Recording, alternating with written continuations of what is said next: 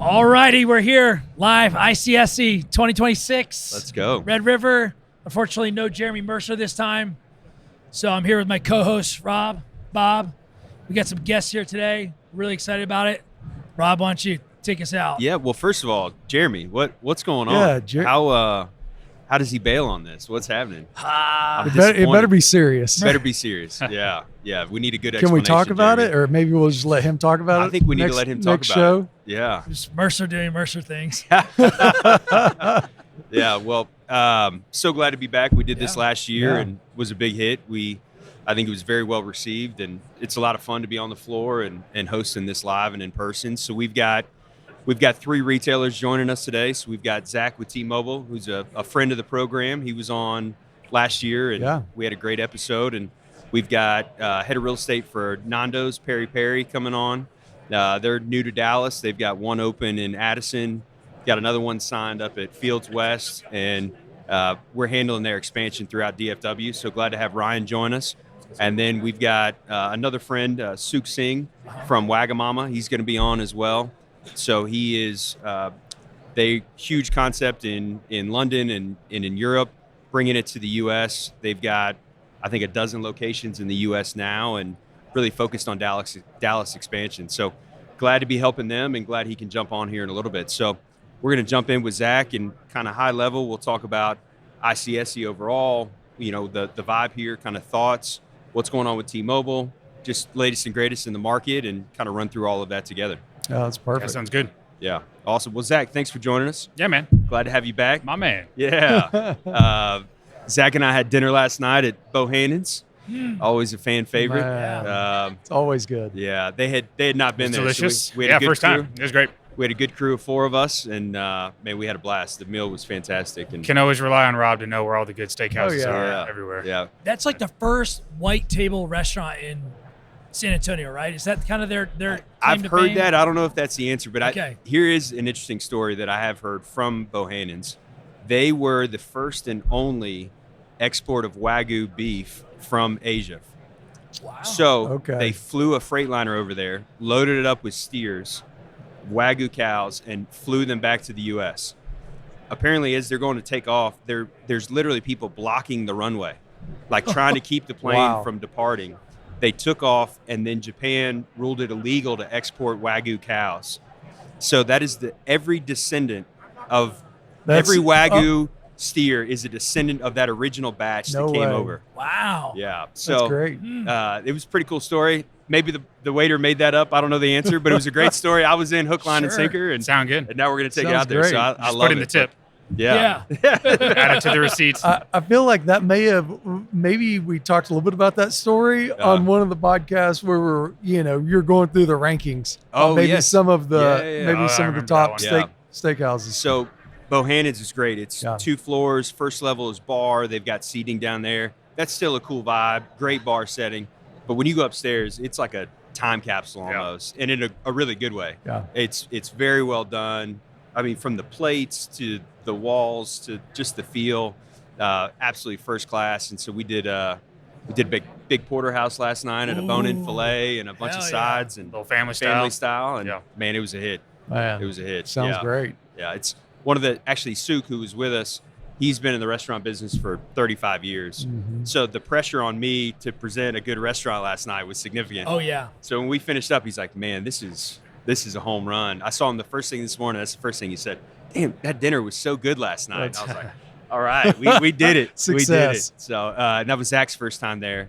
And delicious. Yeah, delicious. I don't quite have the palate depth that I think that Suk has, but man, he knows all kinds of stuff about food. Yeah. So if he said it was awesome, that's good. He was one of the guys that led the Eddie V's expansion. Okay. And was at Darden for years. And so his breadth and depth of knowledge in the restaurant business is fantastic.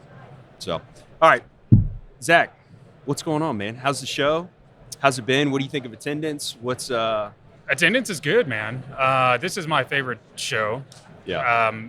Vegas is obviously good for many reasons, but deals get done, in my opinion, here at the local shows. I'm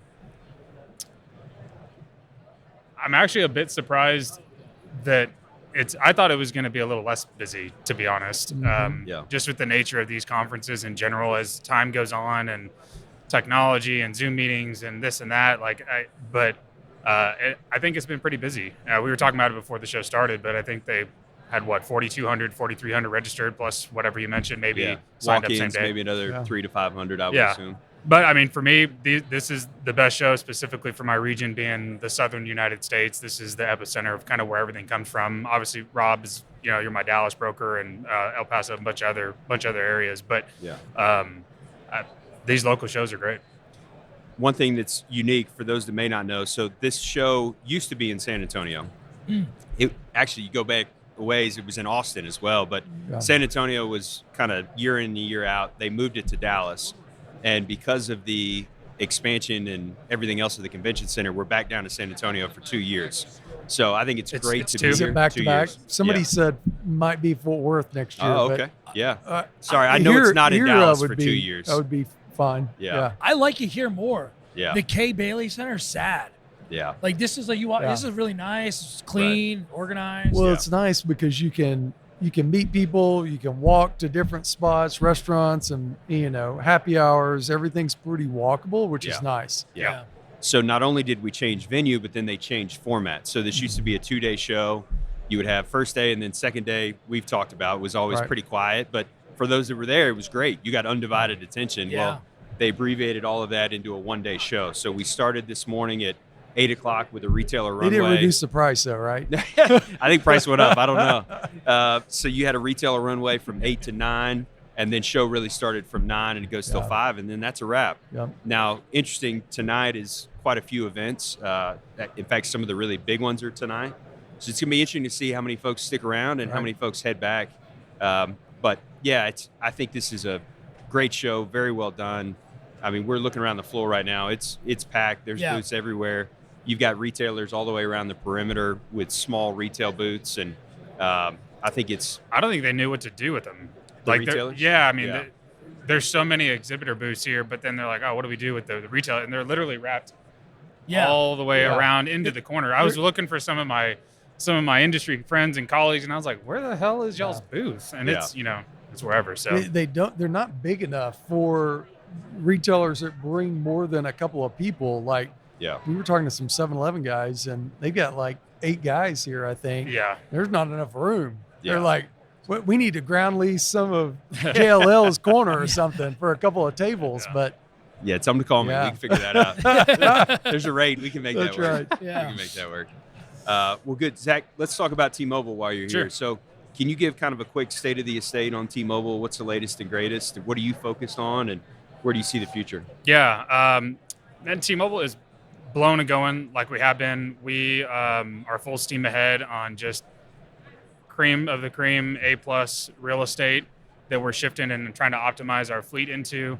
And we talked a little bit about this on the podcast the last time I was on, so there might be a little bit of the same echoing. But I kind of put it or equate it to like the bank wars. Like you see every bank fighting for position and corner in the same area. Like T-Mobile, AT&T, and Verizon are all trying to do something very similar. Yeah. And that you have these larger than usual stores, but they're big, beautiful, quality real estate, trying to drive those customers into them. And that's really what T-Mobile's been doing.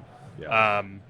We want to push folks into those areas that have super high retail synergy, regional power shopping centers.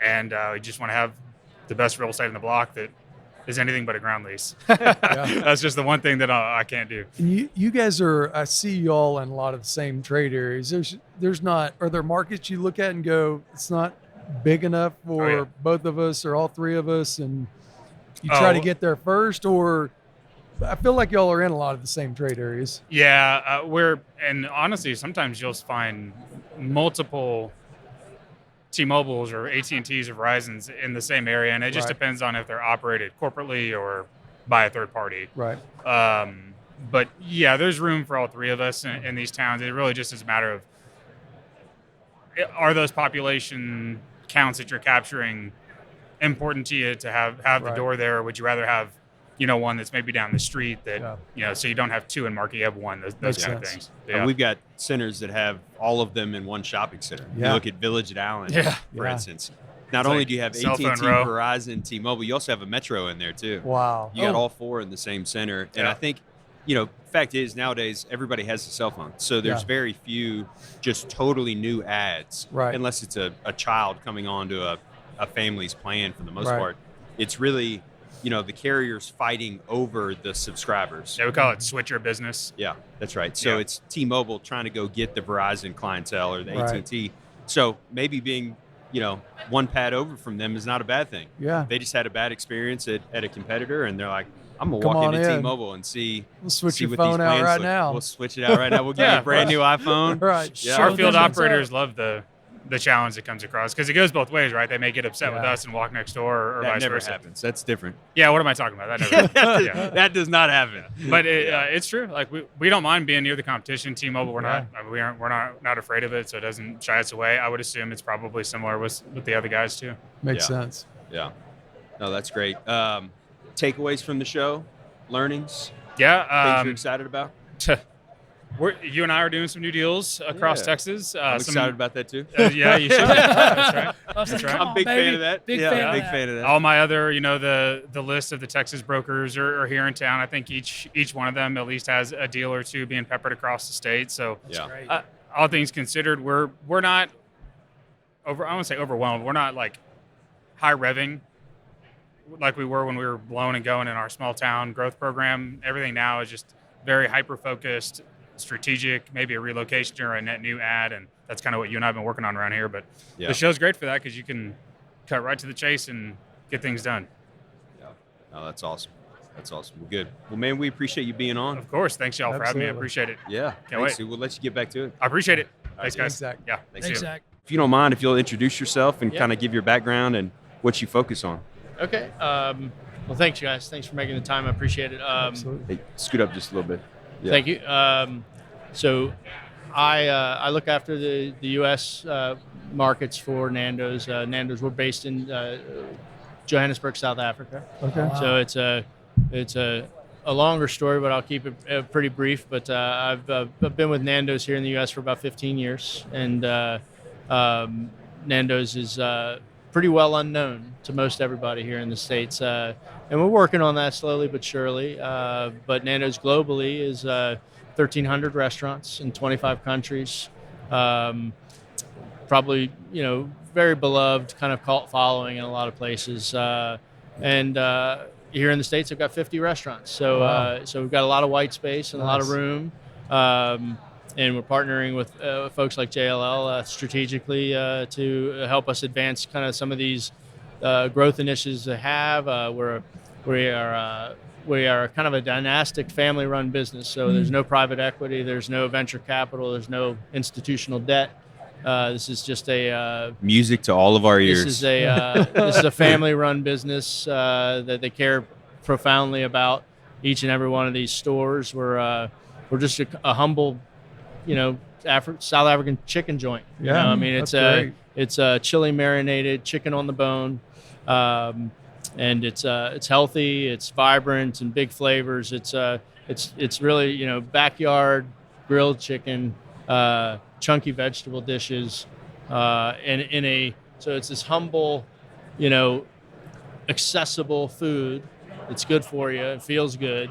But it's in this kind of spun up, elevated environment. Mm-hmm. We every single one of our restaurants is a bespoke expression of the brand, and a design build project. We're the largest private collector of contemporary South African art in the world. Oh, wow. And every store has their own curated art collection. Our stores are all unique to one another. You're going to find, custom bespoke light fittings and case goods and custom upholstered and built furniture, unique art commissions, and the projects are lovely. So we've got designs on what we'd like to accomplish. We recognize we're still very much in the infancy of that process, but we're not. We also recognize that we're very highly differentiated. There's really no one playing in the space we're in, and our value proposition is different. Our environment's different. We're incredibly intent on knitting ourselves into the community that we serve. and we don't kind of follow the same growth arc. ICSC is an interesting environment for a brand like us because we are not this high velocity, hyperscale. With all respect to the Chipotles and the Cavas, Sure. and everybody in this room is fixated on high velocity, massive ROI exit. There is no exit. Yeah. This is a dynastic, generational play. This business is about the people that we employ. It's about our guests. It's about the communities that we become part of. And we've got an incredibly benevolent and patient ownership group that, has, given us $290 million at this point, and Wow. They've never flinched. When we say we need this or that, they are so resolute in who they are at their core. They're just incredibly, they're just good people, and you just don't interact with them, interact with folks like that that often. Not too long ago, actually with JLL as well, with James Cook, who does your podcast, Where We Buy. Where We Buy. Our founder, Robbie Bros, and I set up, and we did a 2-part series. So we did Robbie one day, and then myself and our CEO here in the U.S., Kimberly Grant, kind of discussing all these things. But I think we just got a real nice opportunity in front of us. Is Nando's? I'm just. Oh, You're coming back. there he is, You're former coming guest. Former guest last Round year. 2, come on. Is Nando's kind of fit in more of that quick or fast casual kind of? Is that kind of the best lane you would? No, kind we of are. say? We are a fast casual offering, but we're a little elevated. Right. We are very intent on, even though we understand and we recognize that especially post-pandemic, people interact with food differently today than they used to, but at our core, we know who we are. Right. We know what our DNA is about, and there's just nothing like sitting across the table from one another, Right. and breaking bread. I think, the notion of sharing a meal together, not to get too metaphysical, but food sustains us. We don't do it without it. You know what I mean? Right. And we were talking about this a little the other night. Yeah. If we can't, as retailers and developers, we are subtly affecting the way people choose to live their lives, how they gather, how they show up, how they occupy their time and their space. And as restaurateurs, there's this contract that exists. We're honored by the opportunity to be part of these communities, and we owe a debt of service to come back and serve people. And so That's impressive because I don't think everybody thinks of it that way. No, Well, So almost nobody does. It's really refreshing. I can tell you the reason I've been here for 15 years is because there is nothing like this. Yeah. I recognize I'm in a unique situation. It's good people at its core, who are intent on, building a handful of these things. Right. And that's the thing. In markets as big as DFW or Houston or where Cava or Chipotle or other fast casual players might have 30, 40, 50 restaurants or something like that, we might have 6 or 8.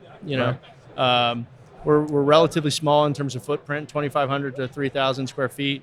Drive-through, in-cap, or pickup window, or freestanding? We do have drive-throughs in Australia and South Okay. Africa. That may happen someday here. It's certainly not part of near-term strategy. We recognize, again, that pivot, how people interact with food. There's an entire segment of the population that will never, ever set foot in a Nando's, that would probably love Nando's, and the only way they'll interact with us is via takeout, Right. Or delivery. And we have to meet that consumer, right? We have to meet them on their terms, We are resolute that we're a dine-in business. Right. We wouldn't invest, $1,000 a foot building these things Right. to not have people come in and enjoy it, right? But we recognize that, we have to meet people on their terms. We don't exist without our guests. Right. You know what I mean? So, we've got walk-up windows. We've got click and collect. We've got all these things where we're trying to find, What's the right that sweet balance? spot Yeah. and how we serve our guests. It's a work in progress, I would say, but I think look, we've got drive-throughs that do monster business. We've got airport locations. We've got a bunch of this movement in retail and mixed use and entertainment. We've got all these massive sports teams, NFL franchises, baseball teams that are building these entertainment complexes that are retail driven. We've got a bunch of folks that would like us to be part of their ecosystem, but and we have a full liquor license, but we're not a bar. No one's coming to Nando's to have a martini or an old fashioned. But we can't take a step into that type of environment until we can prove that we can sell a lot more booze than we do. It's just an amenity to our business right now, and I think that we will make incremental inroads to that, because I think in all these places we provide a good counterpoint, a good foil to the higher end, chef driven, more traditional dining, Right. And we are not quite as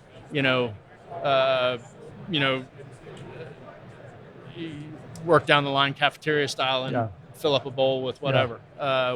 This is cooked to order, real food. That's so great. it's cool. Can you tell us, for those that are listening and don't know, we're the existing 50 in the U.S. and kind of what is Texas? We started in Washington. We started in the greater D.C. area. Okay. So we've got call it 30 restaurants in the greater DMV. We've got 12 restaurants in Chicago. I've got 3 stores open in Houston, 1 in Dallas, 1 in Austin. We've got deals working in all those markets. I think places like Dallas, we opened there a year and a half ago or something, and we need another restaurant there. And in Austin, we opened just a year ago or so, and need another restaurant there because again, you'll hear it said, it's the people that make the chicken. I mean, we're not a flag planting exercise. So when we put a restaurant in, we need another restaurant because we want to build a community between the people that choose to work with us, so they can share resources, so they can commiserate, so they can be part of something and not feel like they're out on an island. So that's I'm obliged to kind of mind the shop and keep this thing going and try to see what we can do. I mean, because you get one chance to build them in the right spot. You know what I mean? So we're leveraging partnerships with folks like Rob to try to leverage that local expertise and knowledge to really measure twice and cut once. That's great. Yeah. So 1 open in Addison off Beltline. Oh, nice. Another lease signed in new development in West Frisco, and then looking all around DFW from there, right? That's so we awesome. spent a lot of time in Fort Worth. Yeah. We spent time in South Lake. There's a lot of those suburban markets in DFW that we really believe this brand will resonate, and think there's great opportunity. It's about finding the right site, right characteristics, and making sure we go after it. The existing ones that you've got in DFW or Houston, Austin, are those a mix of freestanding and drive-through? I mean, not drive-through, in-cap? We're mostly inline end-cap positions. Sure. And it's a blend of, we're not strictly seeking second gen. I think we're in a bit of a tenuous time from a development arc standpoint. The cost of capital, the cost of construction, everything's challenging, right? Right. But projects like Fields West up in Frisco, I mean, I remember sitting down with Femi Carahan. I think we finished that deal 2 years ago.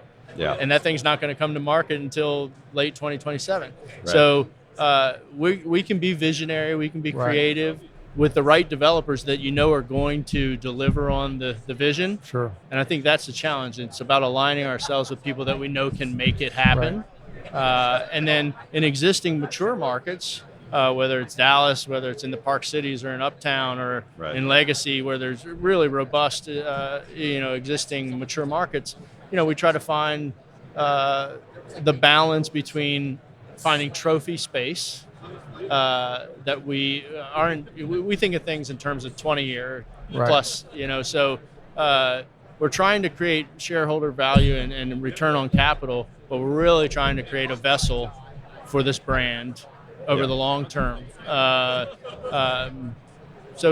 just trying to find the right opportunities, so. That's great. Yeah. Well, We found a couple of those on the tour last week. Hopefully, I'm hopefully real we get 'em excited. to We're fruition. just about to enter into a new chapter here, so it's pretty exciting times. That's awesome. Yeah.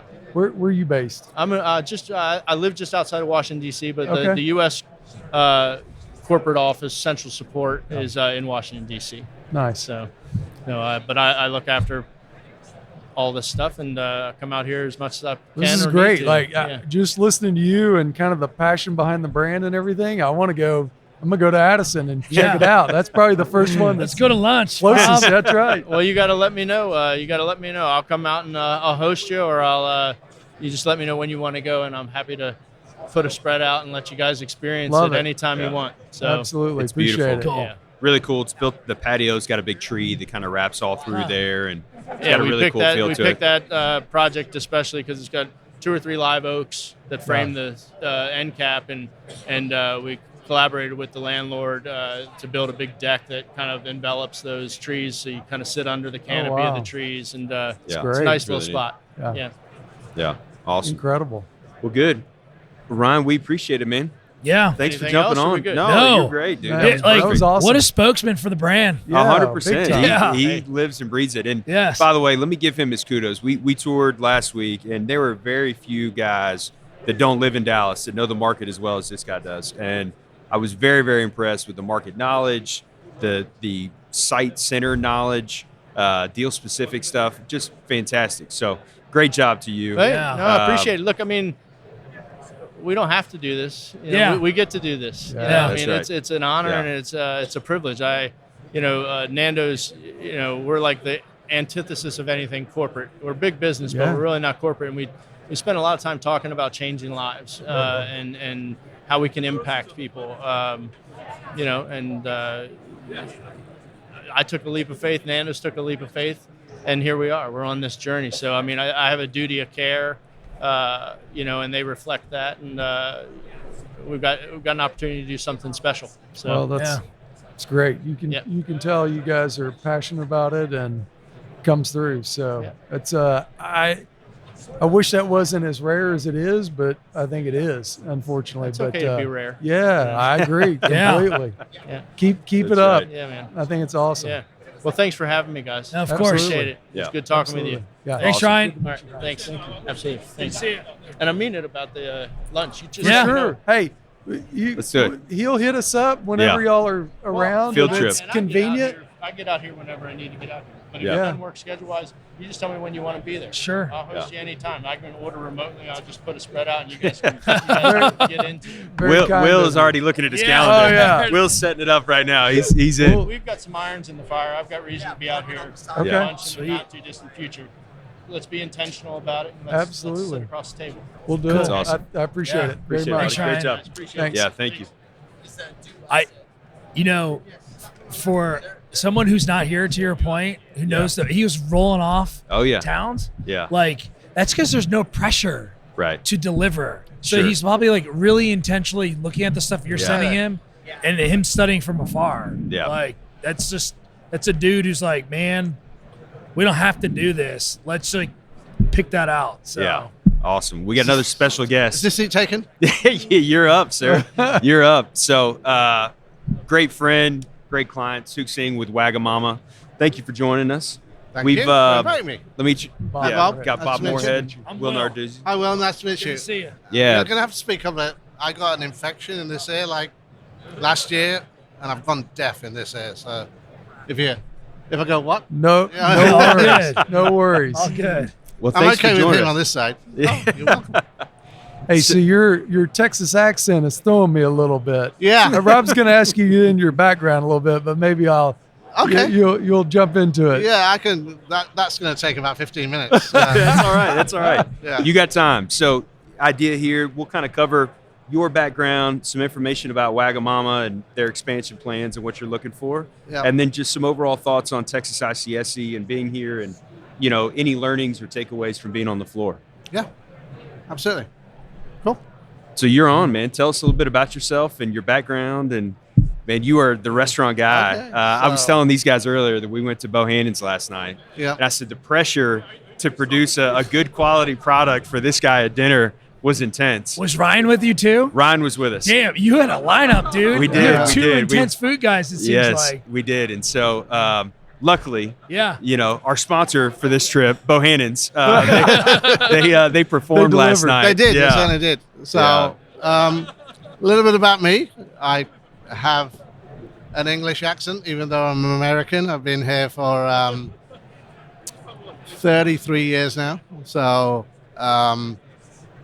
worked for Grand Met in London, and they asked me to help out with a little company called Pearl Vision.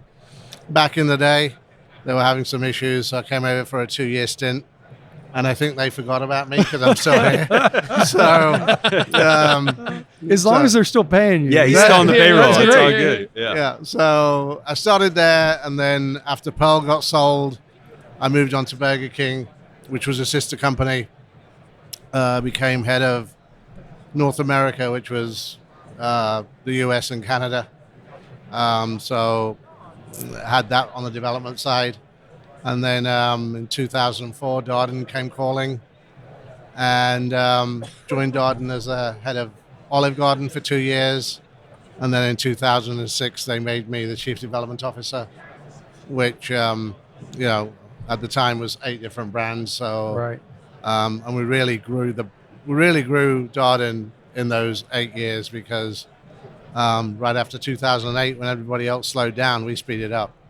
So we picked up a lot of sites Right. that other people had foregone. And That was smart. we decided that we had the money, just what we needed to speed up because we got great deals. We had great construction numbers. It was a good time to be building. Yeah. And then did that until 2014, and then moved over to Bloomin' Brands, which was the second largest casual dining company in the world. And I did that because I wanted some international experience, and they had international restaurants, whereas Darden didn't. I was the chief development officer there for 4 years, and then took over international. Became the president of international, so I was kind of managing all the franchise restaurants around the world as well as Brazil. Then created a little fast casual concept called Aussie Grill. And it took us 2 years to kind of get it off the ground, but unfortunately when we opened, it was like 2 months into COVID. So we managed to build 7 restaurants over the next 2 years, but still didn't get it there. But we did build restaurants in Brazil and Hong Kong as well as the Middle East, and built 70 ghost kitchens in franchise restaurants in the US as well. So to a certain extent it worked. And then I ended up leaving Bloomin' Brands in 23, and I've been doing some consulting work and developing a hotel marina in Melbourne, Florida. And then my friend Stephen Judge, who's the new president, CEO of Wagamama US, called and said, "Hey, can you help me out? I need somebody to help out with real estate." And I said, "Yeah, sure." And so now I find myself at Wagamama. I So love That's it. great. yeah, Some good brands. Yeah. yeah, A lot of experience. yeah. Going back to the Darden days, what was your favorite concept of that family? I think my favorite concept was Eddie V's because I was hoping that was going to be your answer. Yeah, I think Olive Garden is the 800-pound gorilla in Totally. Darden because, it provides the money so that everybody else can go and do what they want. I mean, Olive Garden is a monster. It is. But Eddie V's, I mean, once we bought the brand from Guy and Larry here Sure. in Austin. In Austin, yeah. I managed to do the first 2 deals myself. I was like, I'll do these, get out of the way. So I did the deal in Orlando and the deal in Tampa. And Yeah. both of those restaurants, we designed from the ground up, completely redesigned the restaurant. And, the hurdles at the time were somewhere around 7 million, and they're both today doing 18, 19 million. So they worked out fairly well. Damn. Those numbers work. So, Yeah. You did a great job on the real Yeah. estate. yeah, I think we did okay. Yeah. Yeah, love Eddie V's. Founded in Austin on 5th.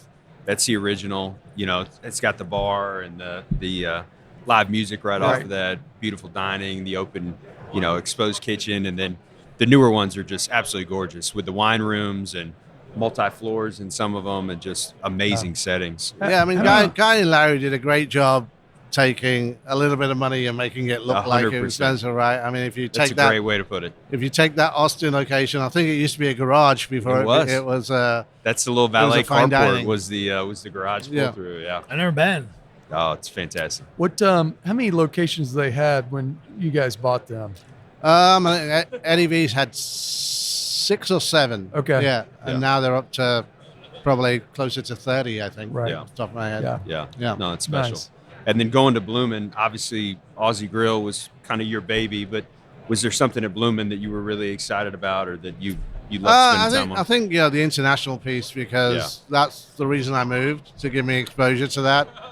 And it's amazing what's going on in the rest of the world that Americans have no idea about, right? So the food culture in different parts of the world. I mean, Australia is just like amazing, and then you go into China and you go to Shanghai and it's like, wait a minute, this city came up in like 30 years because there were rice paddies 30 years ago. Yeah. Same thing in Dubai. You go to Dubai and it was just sand, right? 30 years ago. They actually got pictures up in Dubai where it shows you what it was like that long ago. And now it's like one of the leading cities in the world. And it's amazing how fast people can move when you control the government and you can control the capital, right? Yeah. So Dubai, they wanted to make it that, and they did.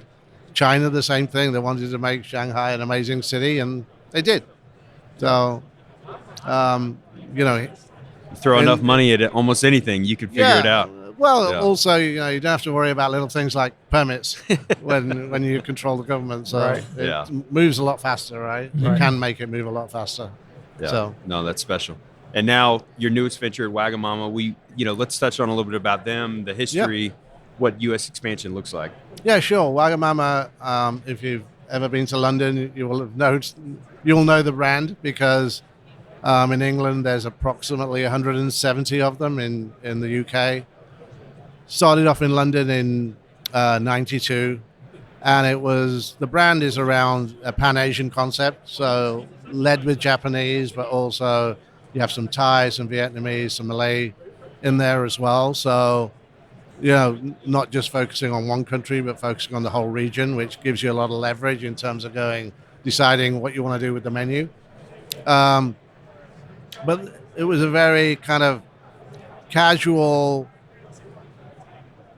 play with communal seating because, in London, there's not a lot of room. Right. So communal seating, people don't mind sitting next to each other. So that worked out okay, worked out really well.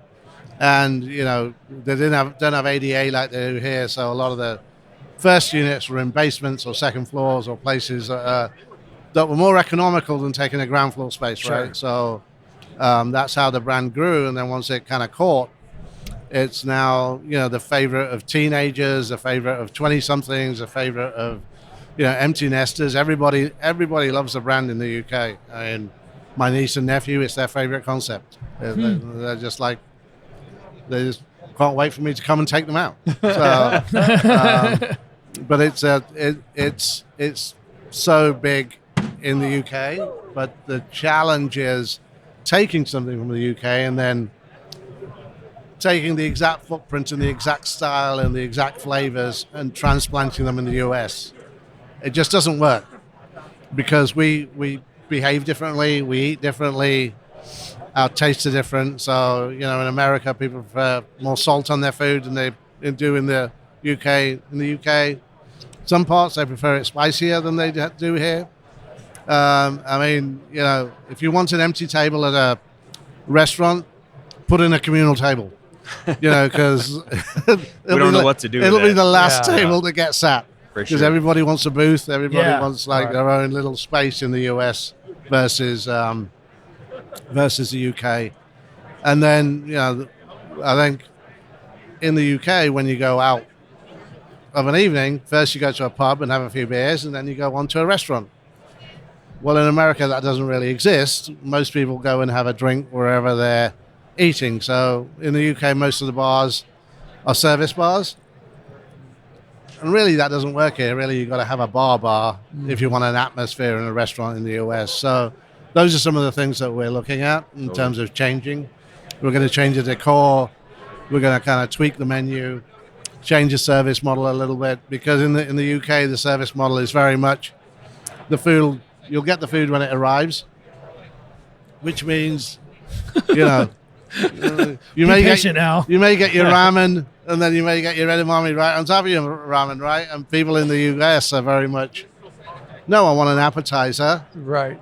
Then I want my main course. Then I want my dessert, right? That's the way they want it. And yeah, you see some very confused faces when they kind of put the plate down and they're like, wait a minute, that's not an appetizer, that's my main course, but it's down already, right? So it was ready, here it is. Give me the ice cream before the entree. Yeah. So we're rethinking that and kind of polishing that, because again, the US customer doesn't understand it. But the concept around it is, you know, we want to get it to you as fresh as possible, and as soon as it comes out of the kitchen, we'll give it to you. But you got to figure out pacing, because that just doesn't work here. So and then we're elevating the bar, adding more than French wine and sake to the to the alcohol mix, because nobody in America knows French wine. They all want something from Napa. So we're bringing in wines from Napa, and we're increasing the beers and the. I don't know if this is relevant, but I got a quick question. Like when you're talking about, bringing those out and you want them to be as fresh as possible, is that message delivered? Do customers in the U.S. hear that and go, okay, I'm okay with this because of that? Because they are very systematic in the order you presented it, which makes sense to me. But then when you say, hey, we want to bring it out as fresh as possible, if I heard that and I knew that was the reasoning, I might be like, oh, okay, this is great. I hadn't thought about that. Yeah. I think that resonates with a certain percentage of the population. But a lot of us are very regimented. No. Give me my appetizer first. Yeah. So if you don't get your dumplings first and you get them after your meal, or after your ramen arrives, you're like, wait a minute, that was my appetizer. Right. I'm eating my main course. It's just And makes the person sense. you're eating with might get their food and you don't get yours. Yeah. That factors into it as well. Right? So I feel like here it's like, well, I can't eat until you get your meal. Sure. Right. Yeah. It's like, well, unfortunately yours isn't ready yet, but his is. Yeah. So that's a challenge as well. So that's another challenge. Makes sense. Yeah. For the type A American, that would just royally ruffle feathers. Yeah. Like, No, it does, and that's why again we're thinking about how we can amend the service model to adapt to the American guests, right?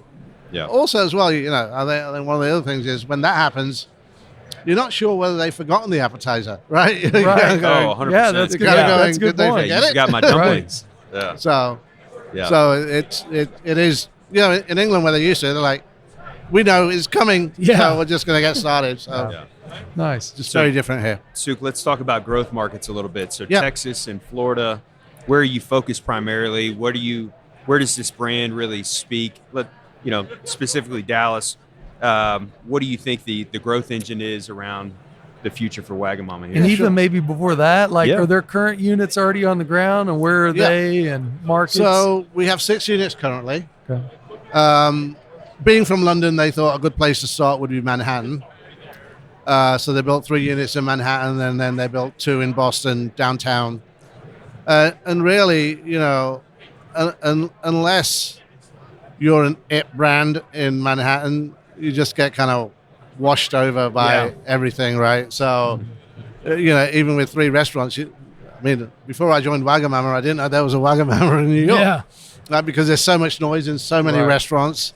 And, if you're on the Upper East Side, Midtown or Nomad is a long way to go for a meal. So even in Manhattan, it's like maybe only 3 miles by 6 miles, but it's still a long way.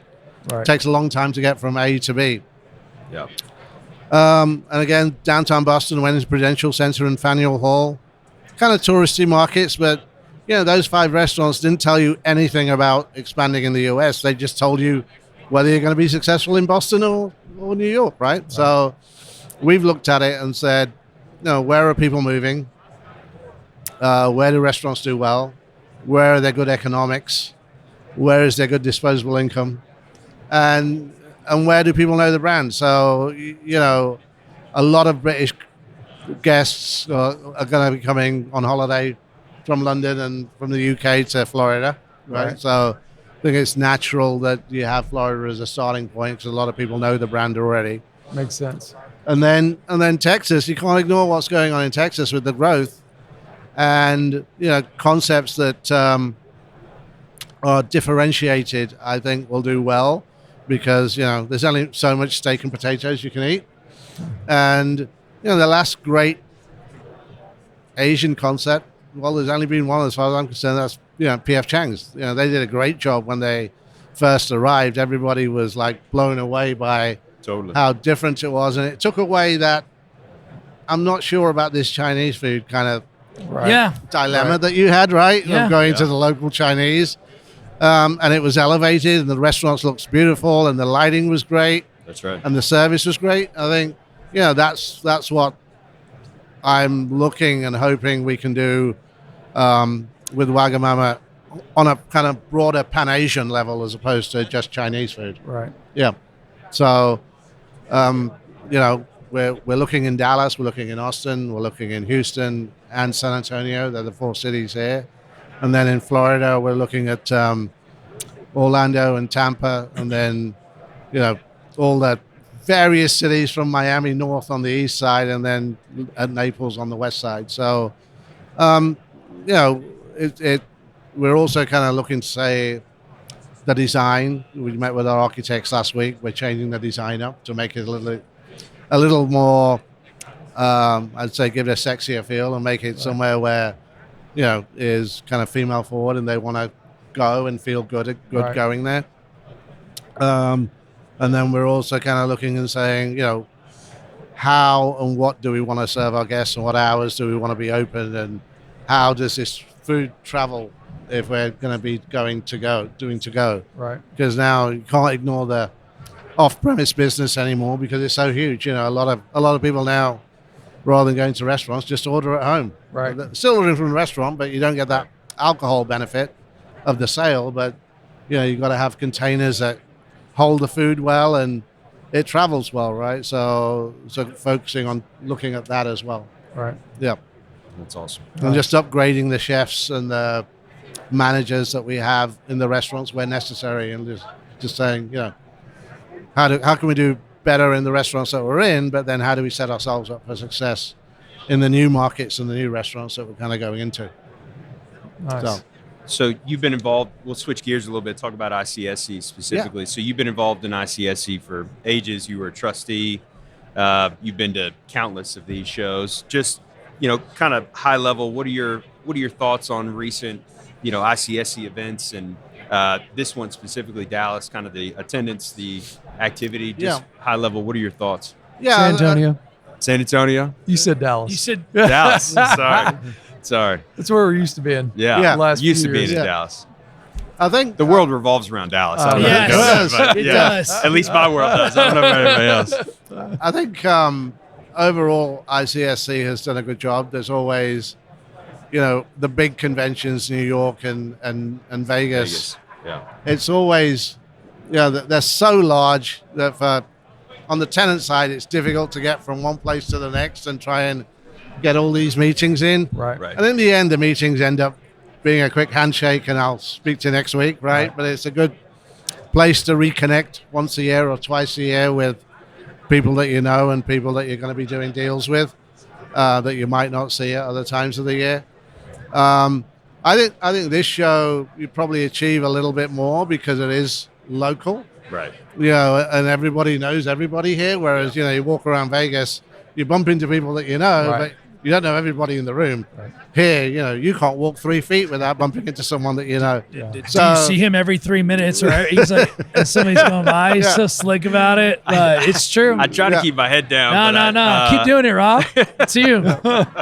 So I'm not sure even here how many deals get done, but it's a great opportunity for people to connect with each other and see what's coming on down the pike, right? So what are the projects that are 18 months, 2 years in the future that you can think about and go, hey, that's something that I might be interested in. Yeah. There's nobody slinging leases across these desks as they're talking. Right. It's all around, hey, this is what's going on and this is what might be interesting. Yeah. And it's a good, day and a half for people to just catch up with each other, because I think the problem we all have is, we all are so involved in our day to day that we don't take the time to do something like this. Yeah. And so I think it's great that people use this as an opportunity to connect with. I saw people here that I haven't seen for 20 years. Yeah. So it's, I think it's great. And I think it means so much to have a face to a name. You've been talking about a deal and all of a sudden you meet that person and shake their hand. And even if you're not getting into the weeds about that deal specifically, the idea that person on the other side of the table now associates you with that transaction. You had a chance, whether it was 30 seconds or 30 minutes, to kind of delve into the concept and what you're doing. And it really helps that buy-in on the transaction. Absolutely. Without Makes a doubt. an impact. For Oh, sure. yeah. Yeah, I think Zoom meetings and everything else are great, but meeting Yeah. face-to-face, even if it's for an abbreviated time period, just goes a long way. Yeah, I think it's especially important with something like, with a brand like Wagamama, which is kind of new to the market. And, it's good for them to put, as you say, a name with a face when it comes to talking about the brand and saying, this is what the brand is all about, and this is who we are, and this is what we're doing, and we're real, right? So it takes it's good that you have the opportunity to do that in these meetings. Yeah. Especially when you've got a guy with a track record like you. Well, absolutely. And I was the about to history say in the the same. restaurant business. And that instantly adds credibility to what you're doing with Wagamama. Yeah. Well, hopefully you're going to get us some great sites. Let's do it. Let's do it. I appreciate it. Well, thanks so much for jumping on, man. Thank you. Great job. Appreciate you. Thank you. Thank you. Thank Great to you. meet It's good to see you. Thank you. Good seeing you. Cheers, guys. Yeah. Is that it? Awesome. You're Yeah. good, man. You're Yeah, all thank good. you. You're released. Thank you. Okay. Thank you. You got anybody Good. else?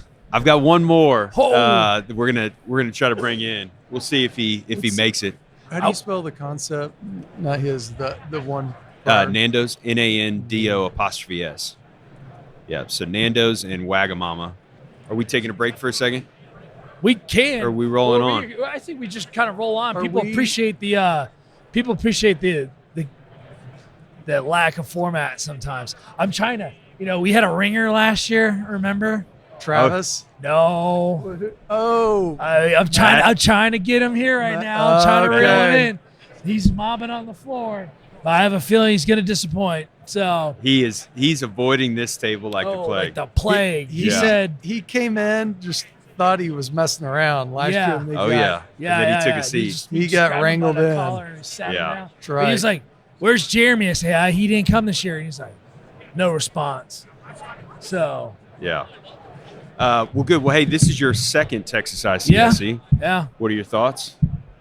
Impressions?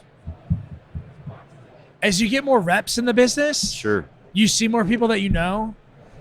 So it's been really productive. Yeah. I mean, I'm starting to recognize people actually because I've done, this is my third ICSC, two local, Texas, one Vegas. one Vegas. Yeah, that's great. We've now got, I think, 14 different customers on our capital platform. Yeah. And so I saw people here I didn't think would come to Red River that were out of state. So Yeah. that was awesome. That kind of is a testament to what's going on in Texas. Yeah. Totally. So the inflows I've seen guys and the from brands. From New Hampshire to Phoenix to everything Yeah. in between. Denver. yeah, I mean, it's there's been there's impressive. guys from all over. So- I think this is such a dynamic market. Right. I don't know where this show ranks behind Vegas, obviously, and then New York. Florida's a great regional Florida's a good show, show, but yeah. I think this is think Texas is this third. This is third. I think That's what we're going with. Yeah, So I thought about going to the Charlotte one and maybe the Atlanta one. I feel like Atlanta has a lot of similar dynamics, at least in the industrial business. That's most of our bread and butter at Matador. But like Atlanta has, from where I sit, a lot of the same attributes as Dallas. So we might pop You're in. Come we on. need a ringer. Come on, buddy. Come on, get in here. Have a seat. Oh, he's leaving. Go catch it. See ya. But I don't know. I might explore because we've got now we've got customers. Some of you guys like all over the country. So Yeah. but I don't know if you guys have been to those, but that might be something we hit. But this Yeah. one's been great. Yeah. That's yeah, good. those are great. Like we'll do Atlanta some. We've done Charlotte several times. Those are really good regional shows, and then Florida's a really good regional show. So all those are strong. Florida, I think, has a lot of similar attributes to Texas as far as growth and companies moving there, and so, but those other two are strong as well. I'm just happy it's here in San Antonio. We love San Antonio. This is San great. Antonio's great. Like we got a substantial amount of our industrial platform is San Antonio based or adjacent to. And I just don't think this city gets enough love. Yeah. In my opinion, it's like they need like 2 to 5 more corporate massive reloads to really like make it, because I feel, this is just my opinion, historically it's been like very military based and like USAA. Everyone's like, oh, USAA, maybe a life insurance company and like the military. Right. So I don't know. Like I feel like if you get a couple more brands down here, this place would like it'd be like gasoline on a fire. Right. Well, the convention center, my understanding is outside of Vegas, San Antonio is the second most visitors to the convention center. I don't doubt it. Anywhere else in the U.S. Yeah. Now, the convention center borough might have told me that, but I believe that's a fact. Well, at least it was a couple of years ago. But this is a huge. I mean, you look at all the hotels down here. Oh, kind it's of all on the crazy. Riverwalk. I think there's definitely an opportunity there. Like everybody can stay together, walk around. They've got the restaurants, the hotels. Beautiful convention center. Yeah. Very well done. And especially with the Spurs kind of being limbo, I think they've kind of identified a site. But, you know, they're call it 12 minutes east of here, off of East Commerce. I forget the street technically, but we own a warehouse down the street. But down here, people have been kind of eyeballing, are they going to move more infill, get closer to the universities, you know, kind of have a downtown revitalization, kind of like what's been going on in Dallas. We're trying to get done in Dallas.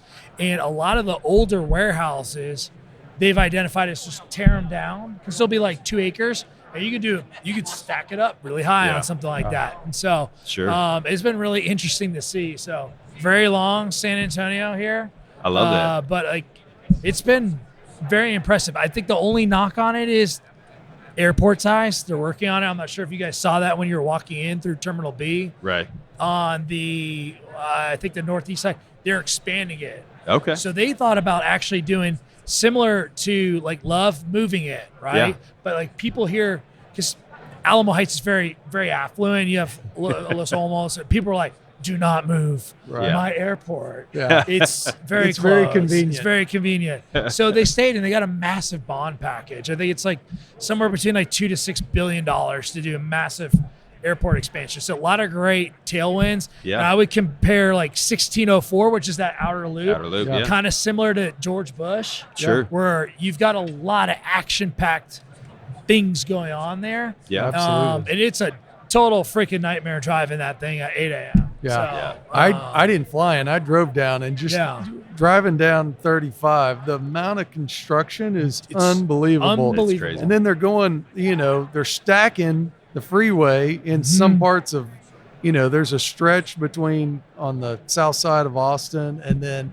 again, as you come into San Antonio, all that construction looks like they're going to do the same. Right. They may go elevated from Austin all the way to San Antonio, which would be incredible. But this has been a good show. Yeah. A lot of activity. Uh-oh. Come on. We got I another. didn't realize I was surrounded by celebrities. Unbelievable. Is this It's a our Oh my TV gosh. spot? Or? Yeah. Hey, I'm Will. You're- Good to see you. We- Nice to meet you. You're already on, man. We've been Come on. waiting for Saddle up. a face for TV. That's why we got the camera pointed this way. I get it. You needed an expert in real estate that was really good looking and eloquent. You called 15 to 2020 people. None of them could show up. So then you called me.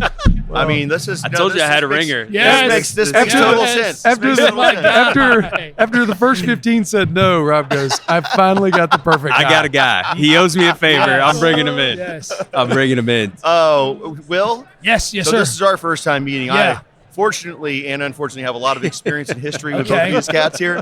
They've caught me and seen me in some really awkward conversations. There's been some Situations. European phone calls. Yes. There's been all kinds of things that we've had there. Yeah. So it just goes to show you it's a small round world in real It is. estate. Yes. I love And it. you can go through all these things and it forms great relationships. Yeah. It forms great relationships. Yeah. So last time Abe and I were in this city, we were together, and we won a national championship. Who? Right. Let's Florida go Gator Gators. basketball. Let's go, Gators. Was here in San Antonio in April last year, or this year. Yep. And Abe and I were there at the game and had a blast. It was a good time. So That's awesome. fond memories. As soon as I came into the city, I thought, man, this is title town Staying at for the our same Gators. hotel. I got a little chills going up and down the back. It was good. It was good stuff. It's good stuff. I love it. Well, hey, thanks for jumping on. Of course. Thanks for having me. We've all known each other for a long time. Love this guy. He was one of the first Gators in Texas that I ever met. Him and Steve Ewing. We have a very small fraternity of Gators out here.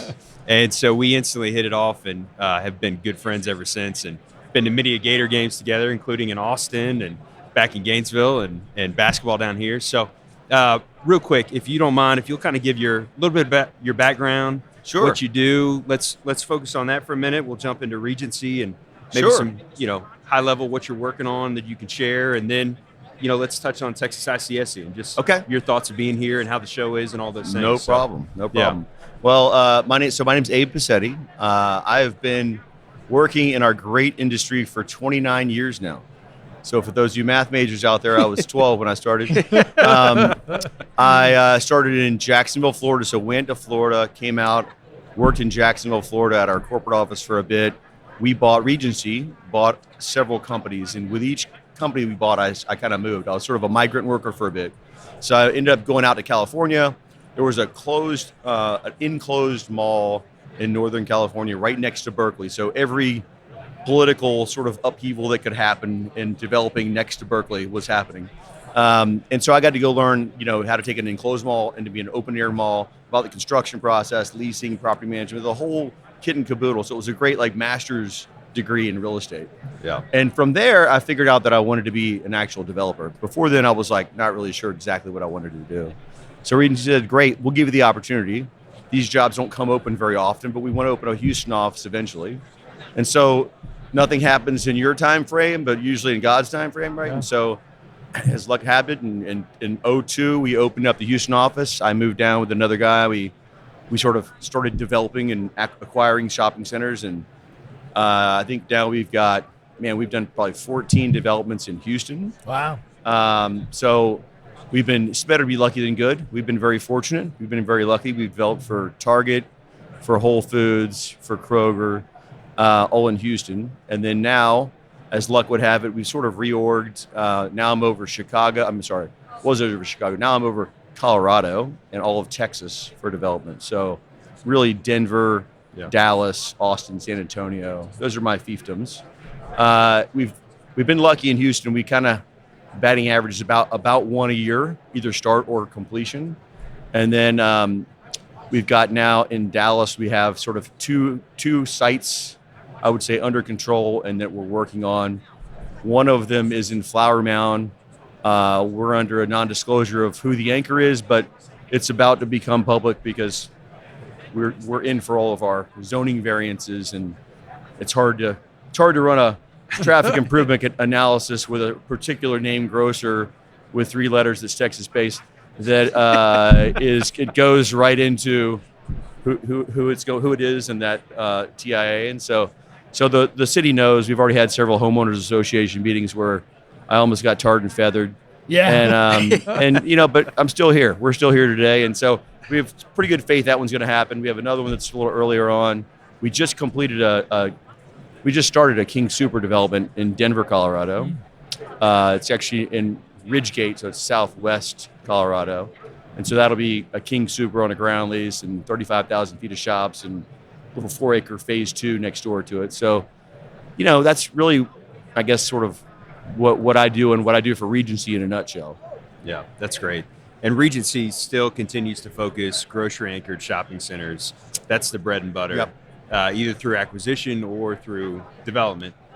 It is. I would say we're kind of, we're at least paying a lot of homage, and I believe it's true, of, widening the fairway. And so we love doing deals with Target. We like doing certainly grocery anchored. It's 95% of our portfolio. We are talking about not just doing phase 2s next to our anchors, our anchored developments, which we've done, where we'll go, like I said, about the Lone Tree one, where we've got King Super, 30,000 feet, one pad. We just bought 4 acres across the street from it because someone was going to go do that. Yeah. And so we might as well be us. And so we might as well lease up phase 1 and then develop phase 2, 30,000 feet, 62 feet off the corner's edge, and have a nice little development for ourselves. But we're also looking at if it's got a story to it, if it doesn't have to be high street, but if it's an urban infill location, unanchored, we're certainly seeing value in those things. We think those things lease up really well. And if you've got some modicum of supply and demand control in that micro market, I mean, it makes a lot of sense to have some of the best unanchored strip centers in that trade area. But I would say that's got to have a lot more story to it than just, hey, we've got a Kroger, an HEB, or a Whole Foods on a lease. Let's go. But by and large, we're retail guys. Yeah, love it. Give us, if you don't mind, give us your favorite development story. What's been your favorite project in 29 years? Well, I've got a lot of babies. Every one you put a lot of blood, sweat, and tears into. I would say I'm really proud of our Baybrook development because it happened during COVID. And so we were on the lip of the cup. It's an HEB anchor development down by Baybrook Mall in Houston. Yeah. We were on the lip of the cup of getting everything done. Lease was signed. We were, in for permits, and it was April 4th of 2020.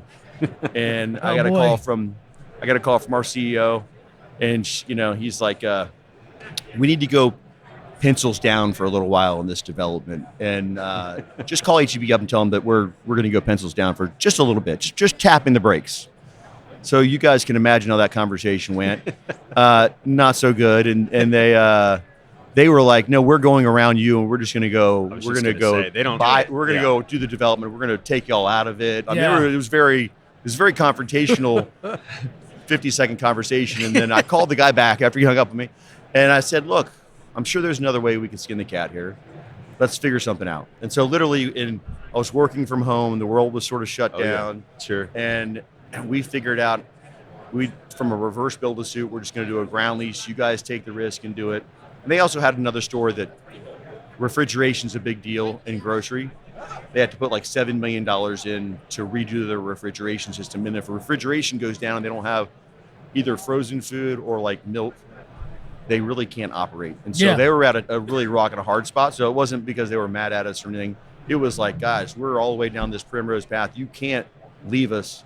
And fortunately, my company also realized we can't leave them at the altar. So not only do I think we did a better than average job on architecture and placemaking and just sort of the look and feel and the curating of the tenants down there, but it was just during a really tumultuous time. So that one's always going to stick out in my mind. Yeah. I take my kids by there. I'm like, hey, guys, Dad built this. Look what Dad did. And they really don't care. I showed them a Target development that I did. I think you're familiar with that one. Yeah. And the question that I got back from my son was like 6 at the time. He goes, do you get to pick out the toys? So he thought that I was actually stocking the Target, as opposed to, no, Dad's not that cool. So I don't know. That's probably my favorite. There you go. And then, overall, you're obviously the developments you guys work on are large in scale, time consuming. What's that process? What's that timeline look like from hey, I think we have a site to we're up and running. What does that look like for you? Man, these are labors of love. I try not to think about these things too much because when you put your compensation calculator in by time value of money, you go, oh, what's minimum wage again? But these take a long time. Yeah. We've hit some land speed records and sort of got our pre-development stuff done in like 18 months. Okay.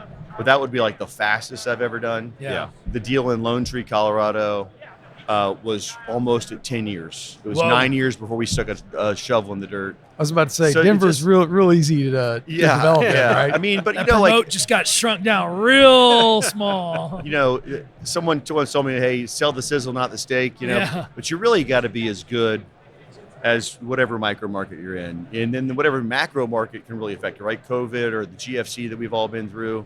Yeah. Those things really affect the cadence. So, I mean, we've been part of the reason that one took 10 years was it started, COVID happened, they pulled back, it started again, They were going to buy Albertsons. Everything went on hold.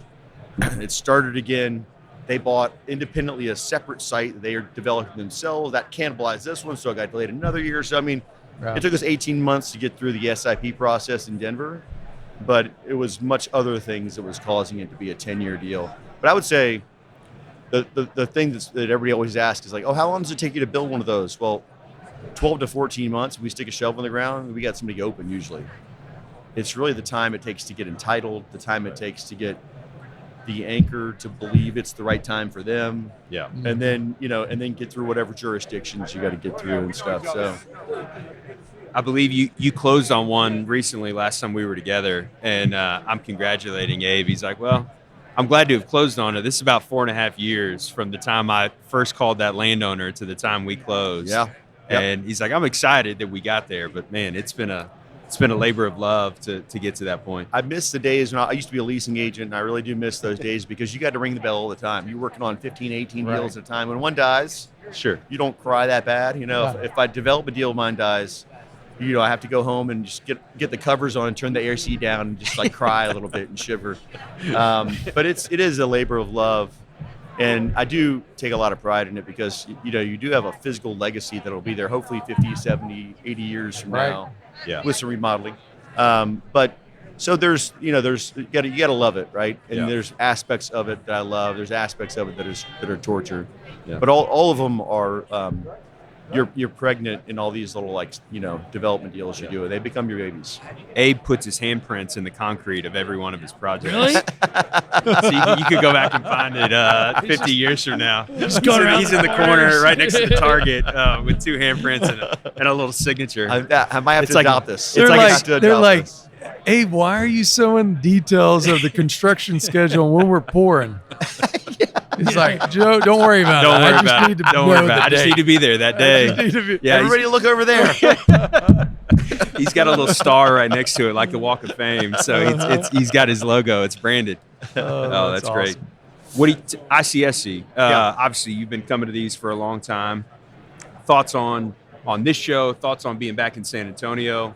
Yeah. Activity on the floor. What's the consensus on how long it's been? Is it 12 years? I thought I heard somebody say 10, 12 years 15, I heard somebody said. since it's been here. Since it's been here. It's been more than 10. Let's Yeah. say that. More than 10 Definitely. years since we've been I in am- San Antonio. Obviously, when I first came to Texas, it was here. Yeah. So this has always been the Red River to me. And I'm super excited it's back in San Antonio. I'm a big believer of, it's great to see all the faces that you see at ICSC, whether it's a true meeting or you're just running into somebody down the hall or you just see them in the hotel or wherever. You see and make a connection again, and then they're top of mind, and then you make a call, and then all of a sudden that turns into something. And whenever you have it in Dallas or even in Fort Worth, you do kind of lose that Dallas contingent. I mean, I certainly would if it was in Houston. I would go home. My wife, I would say, oh, I got to change to go to dinner. And she'd say, but you haven't talked to your kids. And all of a sudden, one thing leads to another, and you don't make it to dinner. And so you lose a big contingent of the community whenever you have it in a Dallas or Houston, or probably even in Austin. You would lose some contingent of it. But I feel less like that in San Antonio. So I'm really happy to have it back here. Yeah, it just forces everybody to go past 3 hours. That's right. Yeah. Like, That's right. You're there. You're Right. committed. You're Yeah, pot committed. you're We're on the pot cruise. We're on the SS ICSC together. So let's finish the journey. So But I feel like it's also, I don't know if this is part of the, but I feel like all the meetings that we've had today have been really, it's a good time to be in retail, right? It's a undersupplied, over-demanded market. And so that, usually that's good for development. Usually that's all the indices for making you want to develop. But it's also, it's good to hear from the retailers like, sales have never been better. Or we're talking about like either a particular store or just in general. You hear all these really positive stories. And we had 3 meetings today on tenants in different markets that are new to that market. So it's like, I feel like Texas in general is getting, these are particularly restaurants coming to market that aren't here because they see same store sales in Texas are really good. They see where population is going. It's going to Texas. And, so it's great to be in retail right now, and it's great to be in Texas. it certainly feels like we're about to enter into a new cycle that hopefully gives us another 5 or 10 year run on the retail front. And the activity and the folks coming in, Texas is firmly on any retailer or restaurant's radar, right? It's on the market plan. In fact, we just met with we had a retailer sitting right there, Wagamama, that their only focus is Florida and Texas, right? Everything else is in Europe. They're like, hey, if we're going to the U.S., those are going to be our 2 attack points. And I think that sentiment is shared with so many others, that this is the growth engine. Yep. And, it's easier to operate here. It's easier to get things done. I feel like our rents have gone up a little bit, but it's still less than other parts of the country. You've got new development taking place. We shared on, I think, our last month's podcast, just the amount of grocery anchored centers in Dallas that have come out of the ground. And, the numbers are outrageous. I think It's crazy. I think from 2019 to 2024, there were 8 grocery anchored centers that opened up. Last year, there were 12, right? And now we've got, another 32 in the pipeline. And so just hearing those numbers on the amount of activity with growth from, Tom Thumb, H-E-B, Kroger, Sprouts, Aldi, all of those folks coming in at once. Yeah. First of all, it's got to be music to your ears as a developer, but then also just the opportunity that opens up as retailers are trying to find more space. Finally, it feels like something's breaking free and coming to the market. Yeah. No, I mean, you hit it on the head. I don't think there's a more competitive grocery environment in the country than Dallas. Right. I mean, it's grown a tremendous amount, and there's great flags there. No one is sort of super dominant there, so everyone has a fighting chance. Yeah. And it's great to see not only H-E-B's entrance into the market and how high volume sales they have, so they're very bullish on it.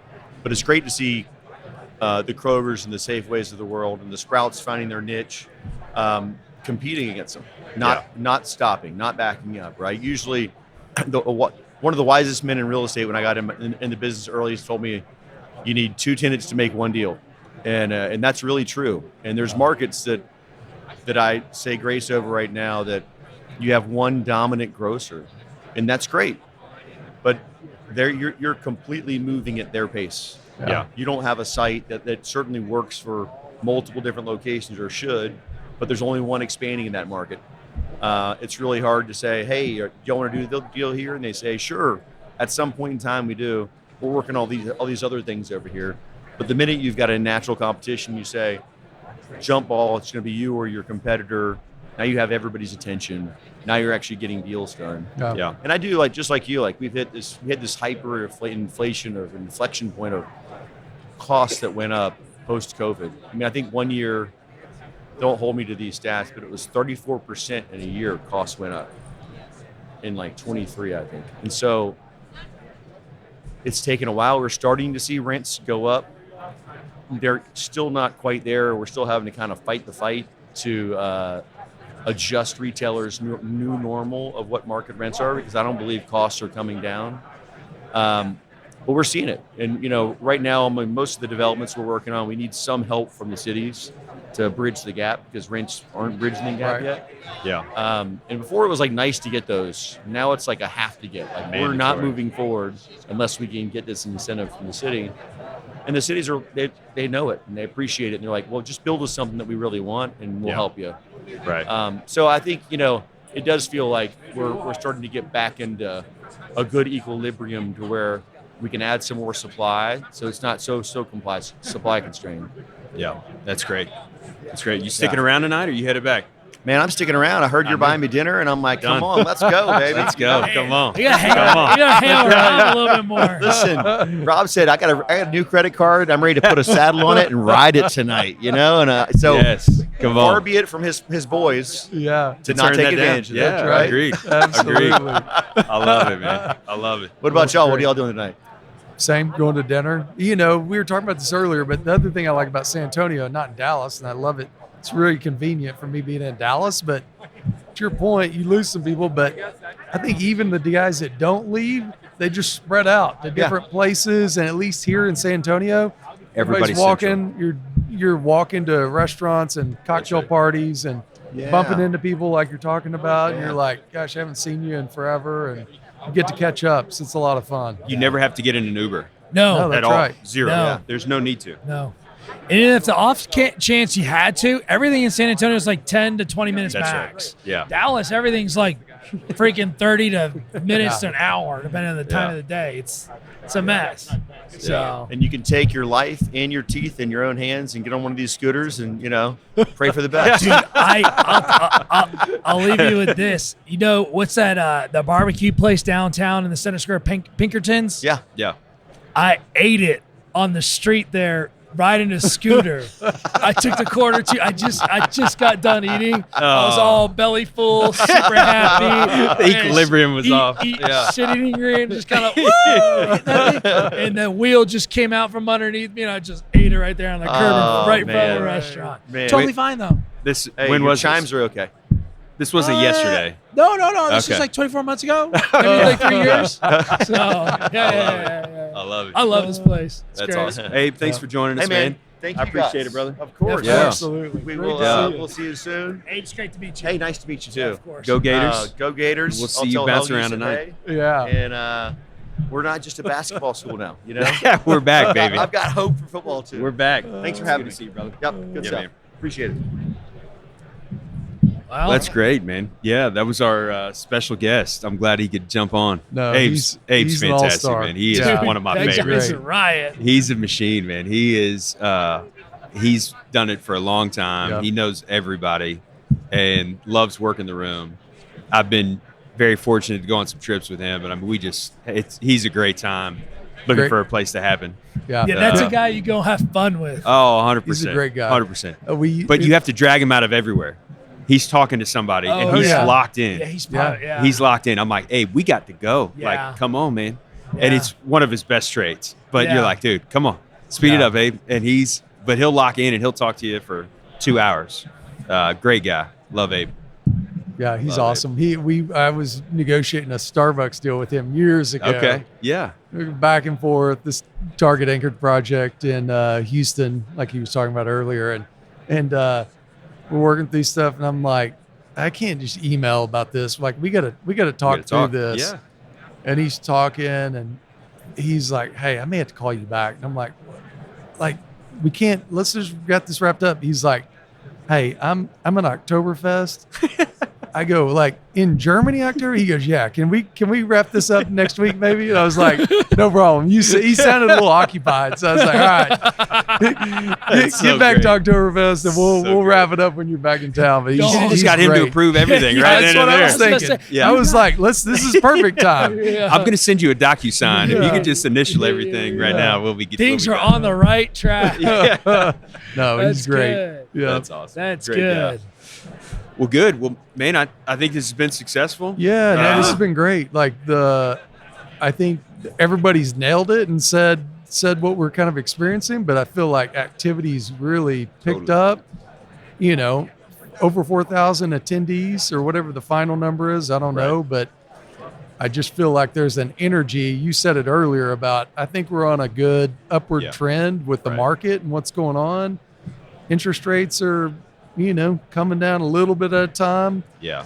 Inflation's gotten a little bit more normal, and Yeah. so Right. things aren't rising as quickly as they were. And Yeah. I think we're in a really healthy spot. We've said this a number of times, but being in Texas, I don't know. Like, There's we've all nowhere been else. here a long Yeah. time, so I think we maybe take it for granted. But Right.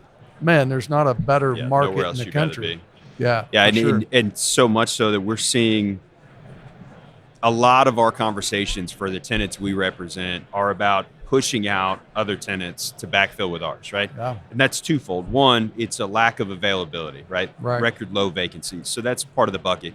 But the other is you've got landlords now being very strategic about upgrading their tenant mix and upgrading the quality of their center. And, how do we force out some of the guys that have been there for 15 years that haven't done a remodel, Or maybe that getting haven't stale. refreshed, getting Well, stale. You said it, and then Abe said it too. But Yeah. like, what's really encouraging is like some of these new brands that you're talking about bringing to market. Yeah. That Abe was talking about. He's encouraged, like, we're getting brands that haven't That's been right. here, that are new to the market coming in, and I don't know if there's a better, more encouraging sign than that. When you've got That's right. tenants that don't have a presence here, and they're like, we want to be here. Yeah. We want to be here to grow. So Yeah. And I feel like, every month we kind of run through some of the highlights, and part of that is always closures, right? X leaving. Right. It's just more and more. I mean, if you're walking into this convention with quality space available, you're excited because you should be having 10 conversations over this day about, who you're going to backfill that premium space with. Right. And there should be a laundry list of tenants that make all the sense in the world, because the demand is there, the space is not. And how do we plug the right tenants into the right spaces? Absolutely. Yeah. I'll tell you this. I talked to Latham Pugh. I think both of you know him at National Title. Yeah.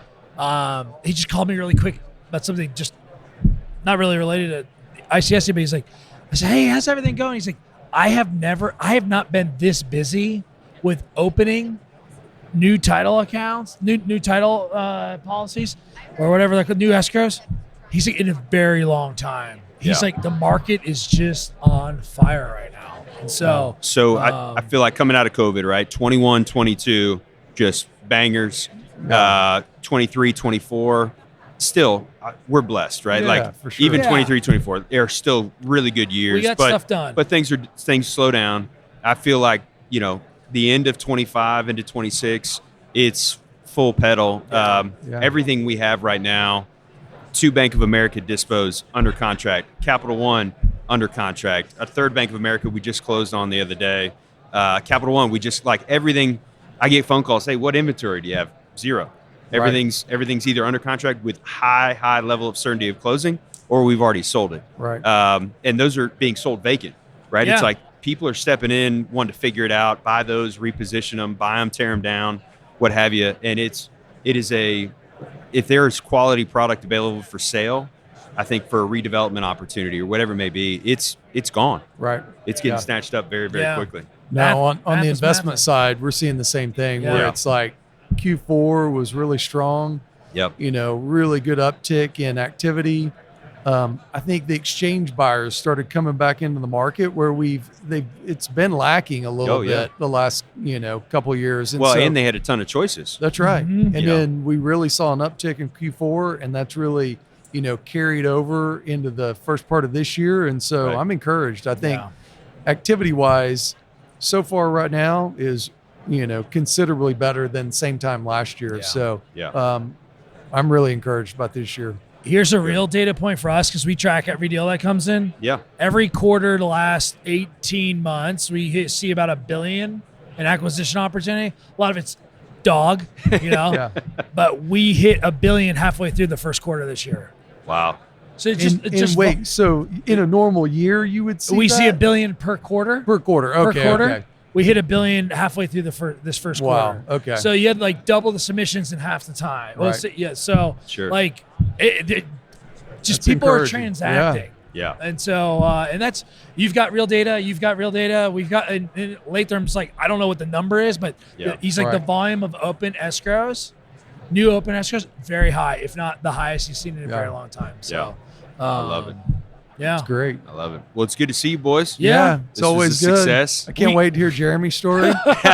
We got to get the 4 of us together. It's been at least 3-4 months. Yeah, So, we'll make it happen. It'll Make do. it happen. Well, we miss you, Jeremy. Yeah, we miss you, Jeremy. Yeah. Maybe let's do the Nando's thing. Let's maybe do a live in Nando's. He would love that. He would eat that up. Yeah. So, That would be fun. I definitely want to go check it out. We will, for sure. Yeah. okay. For sure. Let's do All it. right. Great Thanks, job, guys. guys. See ya.